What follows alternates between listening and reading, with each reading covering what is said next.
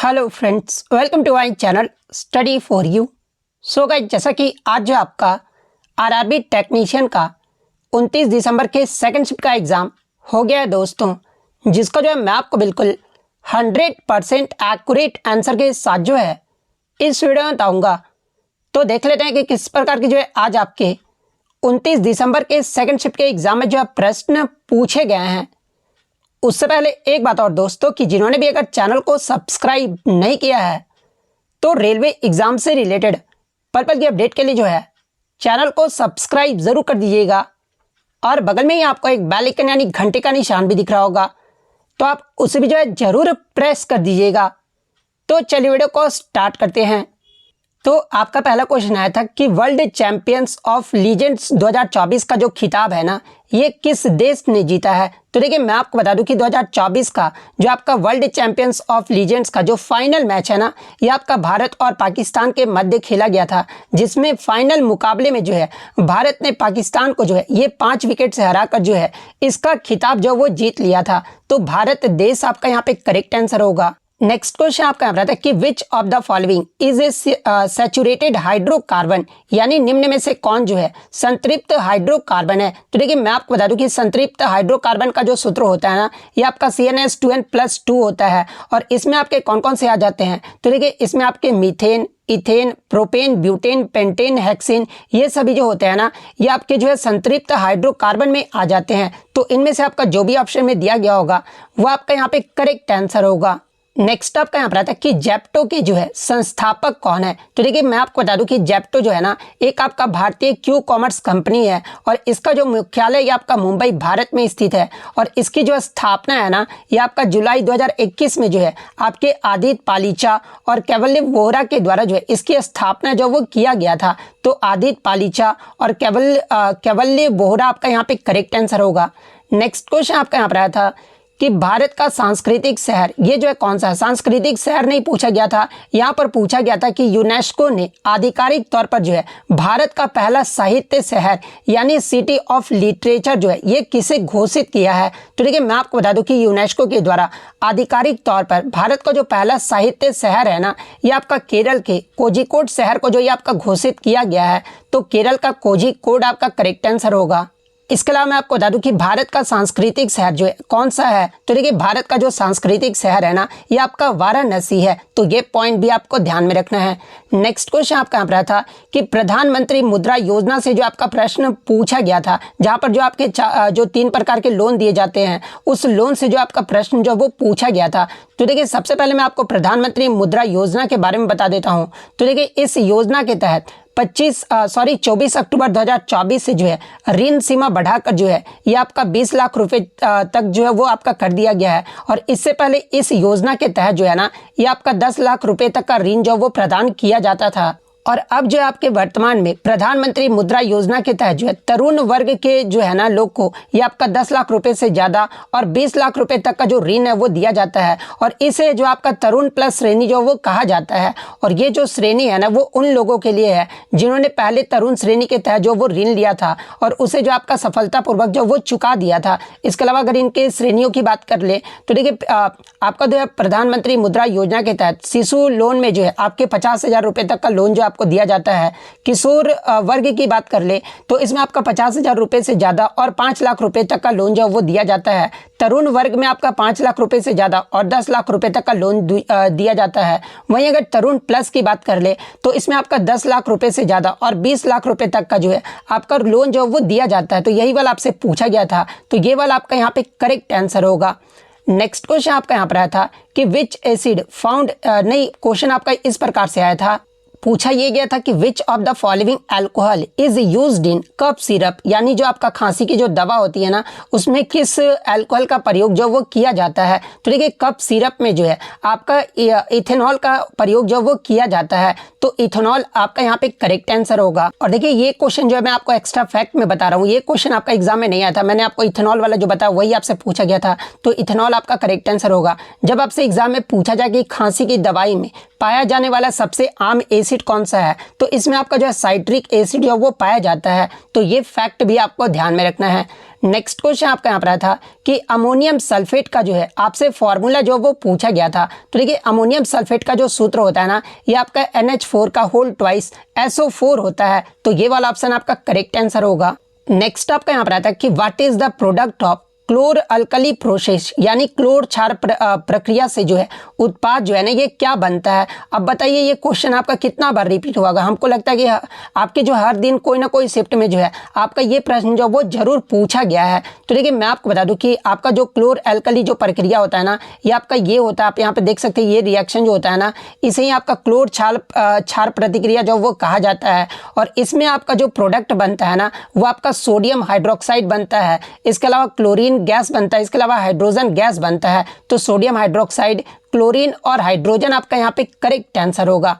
Next question आपका यहाँ पर आता है कि एल्यूमिनियम, मैग्नीशियम, कॉपर और आयरन में सबसे कम प्रतिक्रियाशील धातु जो है इनमें से कौन है? तो देखिए इनमें से आपको जो बताना था कि सबसे कम जो रिएक्टिव एलिमेंट्स है ना ये कौन सा है। तो देखिए मैं आपको बता दूं कि आप जब रिएक्टिविटी सीरीज देखोगे ना तो सबसे ज़्यादा जो आपका जो प्रतिक्रियाशील धातु ये कौन सा है? तो ये आपका पोटेशियम है, उसके बाद आपका सोडियम है, लिथियम है, बेरियम है और स्ट्रोंटियम है, कैल्शियम है, उसके बाद आपका मैग्नीशियम, फिर आपका एल्यूमिनियम, फिर आपका मैंगनीज, फिर आपका जिंक का क्रम आता है, फिर आपका क्रोमियम आता है, फिर आपका आयरन आता है, फिर आपका कैडमियम, फिर आपका कोबाल्ट, फिर आपका निकेल, फिर आपका टीन, फिर आपका लेड आता है, फिर आपका हाइड्रोजन, फिर आपका एंटीमनी आता है, फिर आपका बिस्मथ आता है, फिर आपका कॉपर, फिर आपका मरकरी और फिर आपका सिल्वर और फिर गोल्ड और लास्ट में जो है आपका ये प्लैटिनम तत्व आता है। तो इन चारों में से जो आपको ऑप्शन चूज करना था, तो देखिए एल्यूमिनियम, मैग्नीशियम, कॉपर और आयरन में सबसे जो कम प्रतिक्रियाशील धातु होता है ना ये आपका कौन होता है? तो ये आपका कॉपर होता है। तो कॉपर आपका यहाँ पे करेक्ट आंसर होगा। नेक्स्ट आपका यहाँ पर आता है कि if the radius of the, यहाँ पर मिरर नहीं पूछा गया था, if the radius is 20 centimetre then what will be the focal length and nature, यानी इसका प्रकृति जो वो बताना था। यानी अगर किसी का जो आपका दर्पण का वक्रता त्रिज्या 20 सेंटीमीटर है तो इसकी फोकस दूरी जो होगी ना ये आपका कितनी सेंटीमीटर होगी और इसका जो प्रकृति है वो क्या होगा। तो देखिए मैं आपको बता दूं कि जब भी आपका किसी दर्पण का वक्रता त्रिज्या 20 सेंटीमीटर रहेगा ना, यानी आपका जो रेडियस है आपका जो कितना दे दिया गया है, तो ये आपका 20 सेंटीमीटर जो वो दे दिया गया है। तो फोकस दूरी निकालने का फॉर्मूला आपको पता होना चाहिए क्या होता है। तो F इक्वल टू क्या होता है? तो R/2 होता है। और R हमारे कितना दिया गया है यहाँ पर? तो 20 दिया गया है। तो 20 को 2 से डिवाइड करेंगे तो कितना आएगा? तो F हमारा जो वो 10 सेंटीमीटर जो वो निकल कर आ जाएगा, यानी हमारा प्लस आ रहा है। तो देखिए जब भी आपका प्लस आता है ना तो फोकल लेंथ, जब भी आपका जिसका भी आपका फोकल लेंथ जब प्लस आएगा ना तो ये किसका होता है? तो ये आपका कन्वेक्स लेंस का होता है, यानी उत्तल दर्पण का होता है। तो आपका जो है यहाँ पर फोकस दूरी कितना आएगा? तो फोकस दूरी आपका 10 सेंटीमीटर आएगा। और नेचर आपका क्या होगा? तो ये आपका उत्तल दर्पण होगा, यानी कन्वेक्स मिरर होगा। तो 10 सेंटीमीटर और कन्वेक्स मिरर जिस भी ऑप्शन में दिया गया होगा वो आपका यहाँ पे करेक्ट आंसर होगा। नेक्स्ट आपका यहाँ पर आता है कि which gas is released when magnesium and manganese react with acid, यानी मैग्नीशियम और मैंगनीज अम्ल से क्रिया करके जो है कौन सा गैस जो आपका रिलीज होता है। तो देखिए मैं आपको बता दूं कि मैग्नीशियम और मैंगनीज अम्ल से जो है क्रिया करके जो है ये आपका हाइड्रोजन गैस जो वो रिलीज होता है। तो हाइड्रोजन गैस आपका यहाँ पे करेक्ट आंसर होगा। इसके अलावा एग्जाम में यहाँ से एक प्रश्न पूछा जाता है कि मैग्नीशियम को हवा में जलाने पर जो है कौन सी गैस जो है आपका जो है वो बनता है। तो देखिए मैं आपको बता दूं कि जब मैग्नीशियम की पट्टी को जलाया जाता है तो ये आपका हवा में ऑक्सीजन के साथ जो है अभिक्रिया करके मैग्नीशियम ऑक्साइड बनाता है। तो ये फैक्ट भी आपको ध्यान में रखना है। नेक्स्ट आपका क्वेश्चन आया था कि पौधे में तने और जड़ों की जो लंबाई में वृद्धि का कारण है ना ये कौन सा ऊतक होता है। तो देखिए पौधे में तने और जड़ों की लंबाई में वृद्धि का जो कारण होता है ना ये आपका एपिकल मेरिस्टेम होता है, यानी शीर्षस्थ विव्योजोतक ऊतक होता है। तो शीर्षस्थ विव्योजोतक ऊतक आपका यहाँ पे करेक्ट आंसर होगा।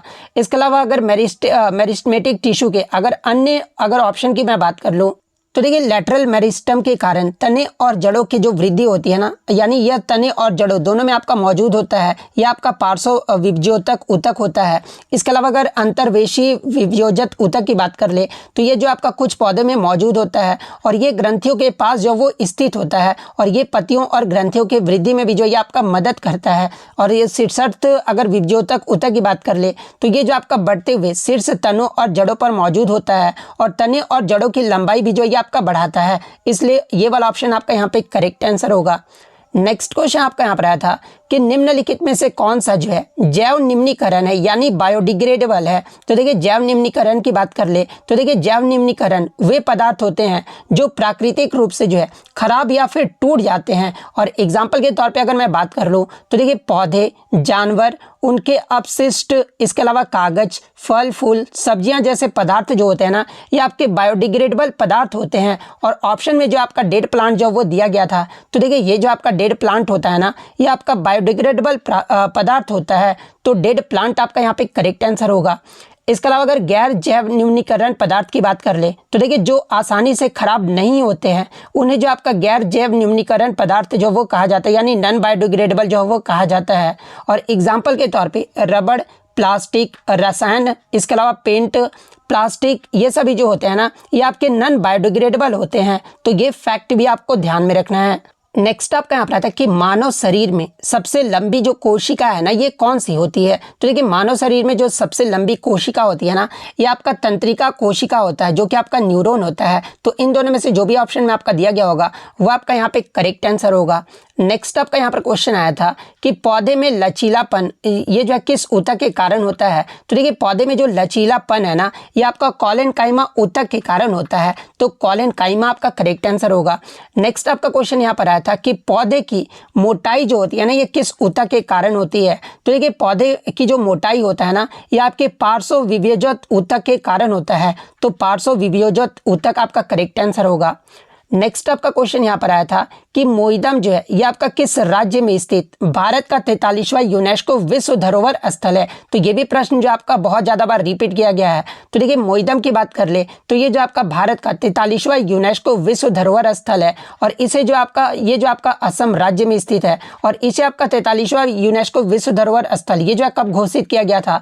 तो ये जो आपका विश्व धरोहर समिति का जो 46वां सत्र हुआ था ना जो कि आपका 21 से 31 जुलाई तक जो है 2024 तक नई दिल्ली में आयोजित किया गया था, इसी में जो है आपका मोइदम को 43वां यूनेस्को विश्व धरोहर स्थल जो है वो घोषित किया गया था, तो असम आपका करेक्ट आंसर होगा। नेक्स्ट आपका क्वेश्चन यहाँ पर आया था कि भारत और ऑस्ट्रेलिया के मध्य साल 2024 में जो है आयोजित संयुक्त सैन्य अभ्यास ऑस्ट्रा हिंद जो है ये कहाँ पर हुआ था। तो देखिए ये जो आपका ऑस्ट्रा हिंद है ना ये आपका महाराष्ट्र के पुणे में हुआ था और कब से कब तक, तो ये आपका 8 नवंबर से 21 नवंबर 2024 तक जब वो आपका चला था, तो महाराष्ट्र का पुणे आपका करेक्ट आंसर होगा। नेक्स्ट आपका यहाँ पर क्वेश्चन आया था कि when undergoing electrolysis copper typically gives A solution of यानी कॉपर के विद्युत अपघटन में जो है किसका जलीय विलयन जो है ये आपका इलेक्ट्रोलाइट के रूप में इस्तेमाल जो वो किया जाता है। तो देखिए कॉपर के विद्युत अपघटन में जो है आपका जो जलीय विलयन में इलेक्ट्रोलाइट के रूप में जो है ना ये आपका कॉपर सल्फेट का जो है प्रयोग जो वो किया जाता है, तो कॉपर सल्फेट आपका करेक्ट आंसर होगा। नेक्स्ट आपका क्वेश्चन आया था कि a string of length 8 metre 54 second is cut into 7 pieces of equal length, what is the length of each pieces यानी 8 मीटर 54 सेंटीमीटर लंबी एक डोरी को जो है बराबर लंबाई के 7 टुकड़ों में काटा जाता है, तो प्रत्येक टुकड़ों की जो लंबाई होगी ना ये क्या होगा। तो देखिए आपका कुल लंबाई जो ये कितना दिया गया, तो ये आपका 8 मीटर 54 सेंटीमीटर जो वो दिया गया है। तो हम क्या करेंगे कि स्थिरता के लिए जो है ना सब कुछ आप मीटर में बदल देंगे, क्योंकि यहाँ आपका 54 सेंटीमीटर है तो इसको जो हम लोग मीटर में बदल लेंगे, ठीक है। तो 1 मीटर इक्वल टू कितना सेंटीमीटर होता है, तो ये आपका 100 सेंटीमीटर होता है, इसलिए 54 सेंटीमीटर को जो हम लोग मीटर में बदलेंगे तो हमारा कितना आएगा, तो ये हमारा 0.54 मीटर जो वो निकल कर आएगा। तो इस अकॉर्डिंग हम लोग कह सकते हैं कि कुल लंबाई हमारा कितना आ जाएगा मीटर में, तो 8 मीटर प्लस 0.54 मीटर जब आप जोड़ोगे तो कितना आएगा, तो ये हमारा 8.54 मीटर जो वो निकल कर आ जाएगा। और यहाँ पर आपका कितने टुकड़ों में जो वो काटा जा रहा है, तो यहाँ पर टुकड़ों की जो संख्या नहीं, आपका 60 टुकड़ों में जो वो काटा जा रहा है। इसके बाद हम लोग क्या करेंगे कि किसी पूरे टुकड़े के से बराबर टुकड़े की लंबाई निकालने के लिए जो है हम कुल लंबाई के टुकड़ों की संख्या से जो है ना वो डिवाइड कर देंगे, यानी विभाजित जो वो कर देंगे। तो देखिए प्रत्येक टुकड़े की लंबाई इक्वल टू क्या होगा, तो कुल लंबाई और डिवाइड बाय टुकड़ों की संख्या हम लोग को जो है वो डिवाइड कर देंगे, तो देखिए तब हमारा जो है क्या निकल कर आ जाएगा, तो प्रत्येक टुकड़ों की लंबाई जो वो निकल कर आ जाएगा। और यही हमें निकालना था। तो कुल लंबाई हमारा कितना निकल कर आया था मीटर में, तो 8.54 मीटर जो वो निकल कर आया था। और टुकड़ों की संख्या कितनी थी, क्वेश्चन में गिवन था आपका 7 टुकड़ों की संख्या थी, तो 8.54 को जो है 7 से डिवाइड करेंगे तो हमारा कितना निकल कर आ जाएगा, तो ये हमारा 1.22 आ जाएगा। इसलिए प्रत्येक टुकड़ों की जो लंबाई होगी ना ये आपका आपका 1.22 मीटर आएगा, तो 1.22 मीटर आपका करेक्ट आंसर होगा। नेक्स्ट आपका क्वेश्चन था कि हु रिप्रोड्यूस बाय, क्वेश्चन यहाँ पर इस प्रकार से पूछा गया था कि अस्पायरोगायरा जो होता है ना, ये किस विधि से प्रजनन जो वो करता है। तो देखिए, अगर अस्पायरोगायरा की मैं बात कर लूँ तो ये जो आपका फ्रेगमेंटेशन यानी खंडन विधि से जो ये आपका प्रजनन जो वो करता है, तो खंडन विधि यानी फ्रेगमेंटेशन आपका करेक्ट आंसर होगा। इसके अलावा बात कर ले खंडन विधि से प्रजनन करने वाले अगर अन्य जीव के बारे में, जैसे कि लाल शैवाल, इसके अलावा तंतुमय शैवाल, कवक, फिलामेंट्स, इसके अलावा filament cyanobacteria, moulds, lichen, sponge, इसके अलावा एकोएल, फ्लैटवर्म, समुद्री सितारे, हाइड्रा और प्लेनेरिया, ये सभी जो होते हैं ना, ये आपके खंडन विधि से प्रजनन करते हैं। इसके अलावा हाइड्रा तो आपका खंडन विधि से भी प्रजनन करता है, इसके अलावा अन्य विधि से भी जो आपका प्रजनन करता है। तो यहाँ पर मैं सिर्फ खंडन विधि के बारे में बता रहा हूँ, तो हाइड्रा भी आपका खंडन विधि से जो प्रजनन करता है। नेक्स्ट आपका क्वेश्चन आया था कि मालाबार 2024 नौसैनिक अभ्यास में ऑस्ट्रेलिया के तरफ से जो है कौन सा आपका जहाज जो है वो भाग लिया था। तो देखिए, मालाबार 2024 नौसैनिक अभ्यास में ऑस्ट्रेलिया के तरफ से जो है ना, ये आपका Anzac class frigate Hamas Stuart जो जहाज है ना, ये भाग लिया था। तो ये वाला ऑप्शन आपका यहाँ पे करेक्ट आंसर होगा। तो ये तो हो गया आपका ऑस्ट्रेलिया के बारे में। इसके अलावा संयुक्त राज्य अमेरिका के बारे में पूछा जाए तो देखिए, मालाबार 2024 नौसैनिक अभ्यास में यूएसए के तरफ से जो है ना, ये आपका जो है एक आर्ली बर्क क्लास डिस्ट्रॉयर जो है, ये आपका जहाज जो वो भाग लिया था। जापान की तरफ से अगर बात कर ले तो जेएस एरिया के एक मुरास्मे क्लास डिस्ट्रॉयर जो है, ये आपका जहाज जो वो भाग लिया था। तो ये पॉइंट भी आप ध्यान में रखिएगा। इसके अलावा मालाबार 2024 नौसैनिक अभ्यास जो है भारत की मेजबानी में 8 से 18 अक्टूबर 2024 के बीच जो है ये आपका आयोजित किया गया था। और इस अभ्यास में इन देशों के युद्धपोत हेलीकॉप्टर और विमान जो वो शामिल हुए थे। और इस अभ्यास का जो मकसद था ना, ये आपका सहयोग और परिचालन क्षमताओं को जो वो बढ़ाना था। यानी आपका यही वाला क्वेश्चन पूछा गया था ऑस्ट्रेलिया वाला, वो आपका ऑस्ट्रा हिंद वाला नहीं पूछा गया होगा, यही वाला आपसे पूछा गया होगा। तो ये वाला आपका यहाँ पे जो है वो करेक्ट आंसर होगा। नेक्स्ट आपका यहाँ पर आता है कि एपिथेलियम यानी उपकला ऊतक के जो है इनमें से कौन से जो है वो कार्य हैं। तो देखिए, इसके ऑप्शन तो मुझे मिले नहीं है, लेकिन मैं आपको बता दूं कि एपिथेलियम यानी उपकला ऊतक जो है ना, ये हमारे शरीर के अंगों को जो है ढककर उनकी जो वो रक्षा करता है। इसके अलावा ये जो आपका त्वचा की बाहरी परत भी जो वो बनाता है, ये शारीरिक तंत्रों को जो है एक दूसरे से जो ये आपका अलग करता है। इसके अलावा ये जो आपका रक्त वाहिनी नली का जो है ये आपका अस्तर भी बनाता है। ये फेफड़ों की कुपिका, इसके अलावा वृक्कीय नली आदि ये जो आपका बनाता है। और ये जो आपका पोषक तत्वों के जो है अवशोषण में भी जो है ये आपका मदद करता है। और ये जो आपके व्यर्थ पदार्थों के जो है निष्कासन में भी जो ये आपका मदद करता है। इसके अलावा ये श्लेष्मा और एंजाइम जैसे पदार्थों का भी जो है ये आपका जो वो स्राव करता है। इसके अलावा ये जो आपका उत्कला ऊतक है ना, ये पदार्थों के अवशोषण और प्रसार में भी जो वो मदद करता है। तो इनमें से आपका जो भी ऑप्शन में दिया गया होगा वो आपका यहाँ पे करेक्ट आंसर होगा।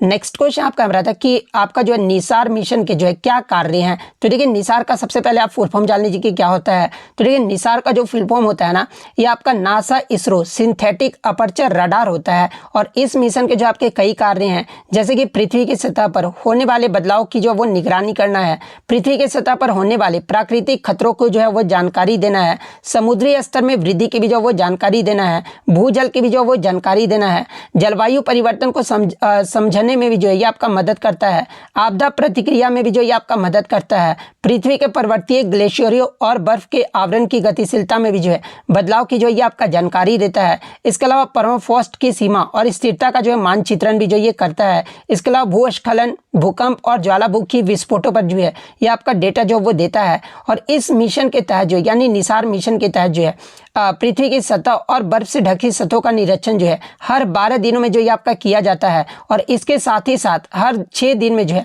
पृथ्वी का नमूना भी जो है ना ये आपका इकट्ठा जो वो किया जाएगा। और इस मिशन के लिए दोहरे आवृत्ति वाले राडार का इस्तेमाल भी जो वो किया जाएगा। और ये जो राडार होंगे ना, ये आपके ग्रही बदलावों पर सटीकता से जो वो नजर रखेगा। तो इनमें से आपका जो भी ऑप्शन में दिया गया होगा वो आपका यहाँ पे करेक्ट आंसर होगा।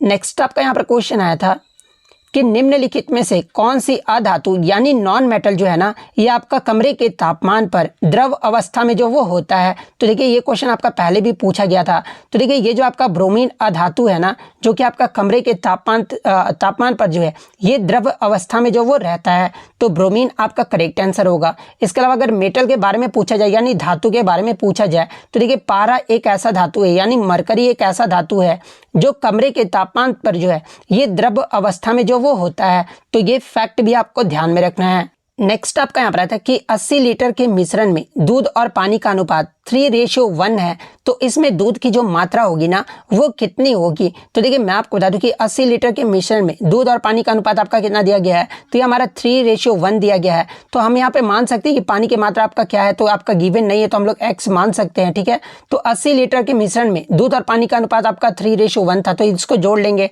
तो 3 इकाई प्लस 1 इकाई कितना होगा, इक्वल टू हमारा 80 होगा। तो इक्वल टू हमारा 3 इकाई प्लस 1 इकाई 4 इकाई इक्वल टू 80 आ जाएगा। तो हम लोग यहाँ से 1 इकाई जो वो निकाल लेंगे, तो 1 इकाई इक्वल टू क्या होगा, तो 80 डिवाइड बाई 4 हो जाएगा, यानी एक इकाई जो हमारा कितना निकल कर आ रहा है, तो ये हमारा 20 निकल कर आ रहा है। तो उसी प्रकार दूध का जो इकाई होगा ये कितना आ जाएगा, तो ये हमारा 3 इकाई इंटू 20 यानी 60 आ जाएगा। तो यहाँ पर यही तो आपसे पूछा गया कि दूध की मात्रा कितनी होगी, तो ये 60 होगी। तो 60 आपका यहाँ पे करेक्ट आंसर होगा। जब पानी का मात्रा पूछा जाता तो 20 आपका करेक्ट आंसर होता, लेकिन क्वेश्चन में आपका दूध का मात्रा पूछा गया था, इसलिए 60 आपका यहाँ पे करेक्ट आंसर होगा। नेक्स्ट आपका यहाँ पर आता है कि एथीन या फिर एथिलीन में जो है कार्बन की संयोजकता यानी वैलेंसी जो वो पूछा गया था। तो देखिए एथिलीन में जो कार्बन की संयोजकता होती है ना, ये आपका 4 होता है, तो 4 आपका करेक्ट आंसर होगा। नेक्स्ट आपका क्वेश्चन यहाँ पर आया था कि असंतृप्त हाइड्रोकार्बन बनाने की अभिक्रिया में 443 तापमान पर एथेनॉल को आपका जो है सांद्र सल्फ्यूरिक अम्ल के साथ जो है गर्म करने पर जो आपका प्रोडक्ट है ना, ये क्या बनता है। तो देखिए 443 केल्विन पर जब आपका इथेनॉल को जब गर्म किया जाता है ना आपके sulphuric acid concentrated sulphuric acid के साथ, तो आपका जो प्रोडक्ट देता है ना वो आपका इथीन और वाटर जो वो प्रोडक्ट जो वो दिया जाता है। तो यहाँ पर आप देख सकते हैं कि इथीन आपका जो है यहाँ पे प्रोडक्ट में दिया जा रहा है और वाटर भी जो वो दिया जा रहा है, तो इथीन और वाटर आपका यहाँ पे करेक्ट आंसर होगा। और ये जो आपका किस प्रकार का रिएक्शन है, तो ये आपका डिहाइड्रेशन रिएक्शन है यानी निर्जलीकरण रिएक्शन है। तो ये पॉइंट भी आपको ध्यान में रखना है। नेक्स्ट आपका क्वेश्चन यहाँ पर आया था कि जड़ के शीर्ष पर कौन सा ऊतक जो वो पाया जाता है। तो देखिए जड़ के शीर्ष पर जो है ये आपका शीर्षस्थ विभाजोतक ऊतक जो ये पाया जाता है। नेक्स्ट आपका क्वेश्चन यहाँ पर आया था कि साल 2023 के हॉकी इंडिया अवार्ड्स में जो है किस सर्वश्रेष्ठ खिलाड़ी जो वो चुना गया है। तो देखिए वर्ष 2023 के हॉकी इंडिया अवार्ड्स में जो है हार्दिक सिंह और सलीमा टेटे को जो है ये आपका साल का सर्वश्रेष्ठ खिलाड़ी जो वो चुना गया है। तो हार्दिक सिंह और सलीमा टेटे आपका करेक्ट आंसर होगा। नेक्स्ट आपका क्वेश्चन यहाँ पर आया था कि पद्म श्री से सम्मानित पहले दिव्यांग व्यक्ति डॉक्टर के.एस. राजन्ना जो है ये आपके किस राज्य के रहने वाले हैं। तो देखिए इन्हें आपका 2024 में जो है दिव्यांग व्यक्ति में डॉक्टर के रूप में जो है इन्हें आपका पद्म श्री से जो वो सम्मानित किया गया था, और ये जो आपके कर्नाटक के बेंगलुरु के जो वो रहने वाले हैं। तो कर्नाटक आपका यहाँ पे करेक्ट आंसर होगा।